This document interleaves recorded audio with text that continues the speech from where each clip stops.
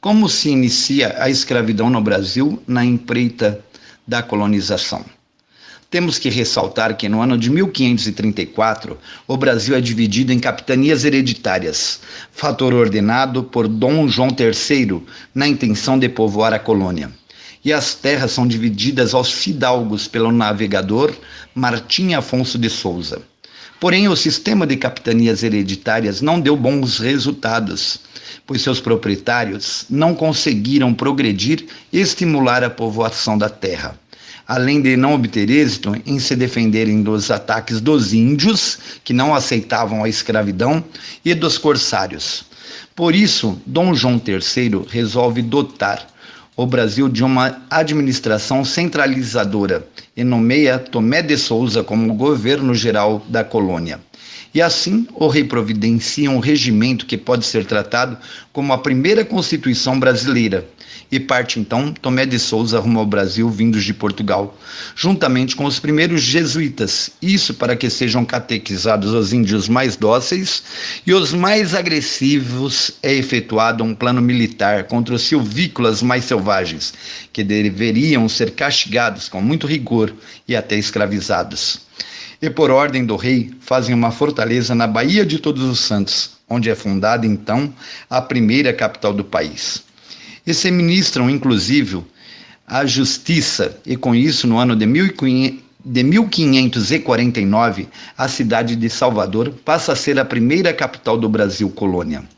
Outro fator de natureza mais prática influenciou na decisão dos colonos ficarem em São Vicente, litoral do atual estado de São Paulo, pois o local era conhecido como Porto de Escravos, sede de um incipiente tráfico de cativos indígenas. Esse fator não é citado na história do Brasil, pois sempre enfatizam a diáspora africana, mas nunca em livros citam a diáspora brasileira ou diáspora do nativo brasileiro para ser escravo na Europa, um dos fatores que levaram grupos étnicos ao processo de dizimação. Arosca era um carijó, tribo guarani, que anos mais tarde os jesuítas denominaram como o melhor gentil da costa, e que os moradores de São Vicente escravizaram em larga escala até a dizimação total desse povo. A escravidão dos índios no Brasil foi um fator de muitos conflitos, inclusive a causa da grande guerra entre colonizadores e indígenas, denominada na história do Brasil como Confederação dos Tamoios.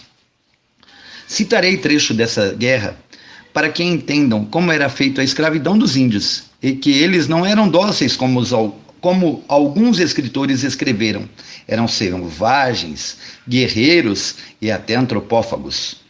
No período da colonização e mão de obra, era totalmente escrava indígena, pois os portugueses tinham apoio dos índios guaianazes de São Vicente, São Paulo. Os portugueses tinham os guaianazes como seus aliados por introduzirem naquele povo, através do náufrago português João Ramalho, conhecido por Caramuru, o sistema de cunhadismo, ao se emancipar e posteriormente se casar com Bartira, filha do líder guaianá Tibiriçá, que juntamente com os padres jesuítas José de Anchieta e Manuel da Nóbrega, ajudou a fundar a cidade de São Paulo. Seus maiores rivais eram os tupinambás, ferozes e antropófagos, e são eles que aprisionaram o alemão Hans Staden, autor do livro Duas Viagens ao Brasil. A aldeia tupinambá do líder Caissuru perde a batalha para os guaianazes, e todo o povo se torna escravo. Caissuru morre nas senzalas, após ser castigado por não aceitar a escravidão. Sendo assim, é comprovada na história do Brasil o primeiro escravo a morrer vítima de castigo. Foi o índio tupinambá Caissuru.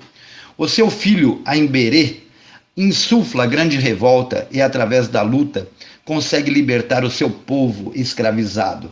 Então, Aimberê é o primeiro escravo e índio a se libertar das senzalas com a luta. E ainda liberta o seu povo também, todos escravos e indígenas. Feito isso, o guerreiro parte de São Vicente rumo ao Vale do Paraíba do chefe Cunhambebe. O território do Cunhambebe ia desde Bertioga litoral sul do estado de São Paulo, até Cabo Frio, no estado do Rio de Janeiro. A Imbérê funda a aldeia de Uruçumirim, na atual Baía da Guanabara, e os tupinambás tinham o apoio dos franceses que no ano de 1555 invadiram aquela região e formaram uma aliança através da prática de escambo, mercado de trocas, e passaram a ter apoio militar. Os índios, por não aceitarem a escravidão e a usurpação de suas terras, resolvem fazer uma grande reunião entre as tribos tupinambás, goitacás, carijós, maromone e parte dos tupinanquins liberados por Araraígue, irmão do líder Tibiriçá, e parte dos guaianás. Essa reunião foi denominada por Confederação dos Tamoios, pois na língua tupinambá, tamuia significa velho, do lugar. Seria uma guerra dos antigos contra o invasor, Peró, portugueses. Os índios tinham que convencer Tibiriçá a não apoiar seu genro João Ramalho, o Caramuru, que tinha o apoio dos Tupiniquim de Piratininga e dos portugueses, e para isso enviaram Jogoanharó, seu sobrinho e chefe, convencê-lo.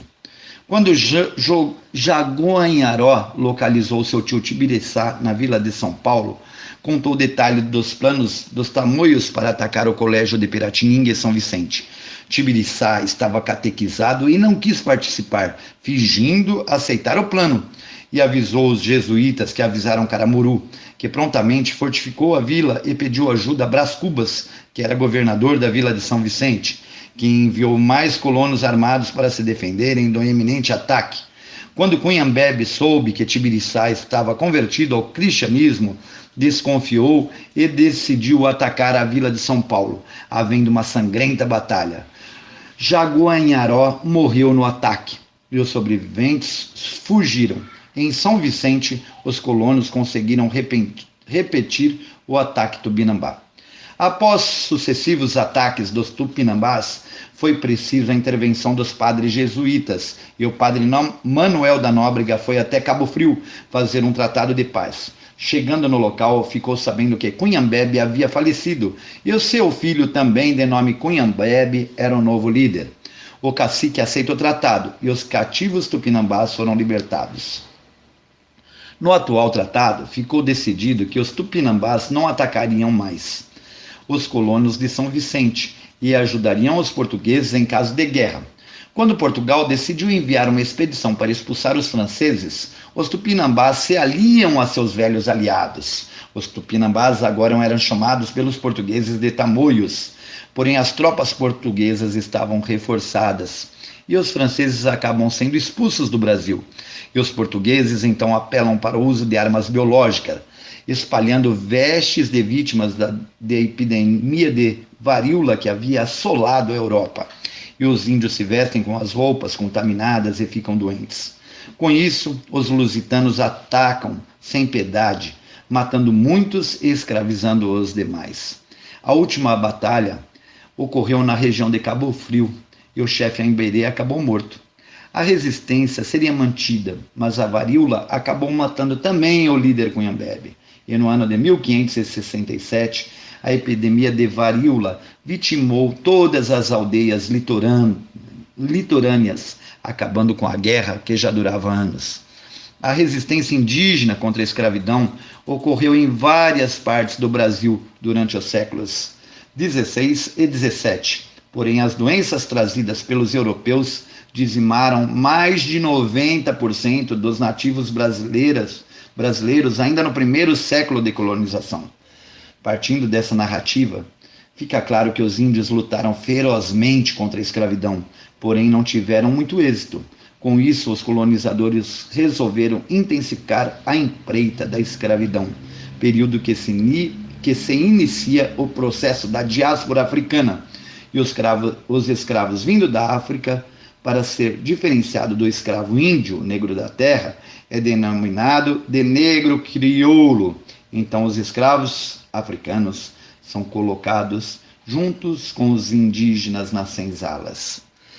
Um forte abraço, um axé do professor Pelicano.